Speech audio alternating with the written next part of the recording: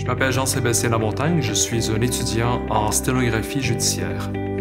Je m'appelle Anastasia Bourdakova, étudiante en sténographie judiciaire. Je suis traductrice de métier et j'ai travaillé comme interprète dans un interrogatoire où j'ai vu une sténographe judiciaire à l'œuvre. J'étais très intriguée par son travail. J'ai fait des recherches et j'ai découvert l'école. Et j'ai décidé de me lancer dans cette formation. De mon côté, en fait, j'étais à la recherche d'un nouvel emploi, d'une nouvelle direction pour ma carrière. Et puis, j'ai trouvé dans le journal, en fait, une annonce. Donc, puis je suis allé voir le site web. Et puis, à ce moment-là, je me suis dit, wow, c'est pour moi.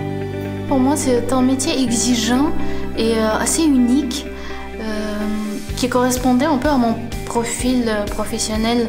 En tant que traductrice, déjà, je travaille beaucoup avec la langue et ça fait partie du métier l'édition fait partie du métier. Alors, c'est quelque chose qui me correspondait et comme de fait, en commençant la formation, ça s'est confirmé pour moi. Enfin, j'aime ça et c'est plutôt facile pour moi.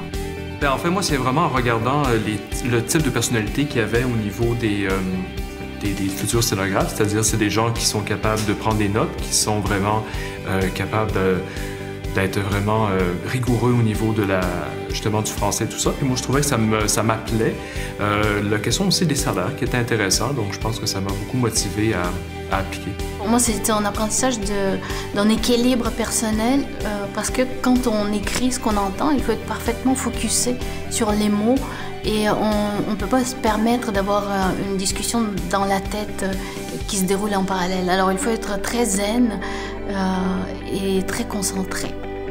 Donc, c'est un art de vivre, peut-être, finalement, la sténo. Très bien dit.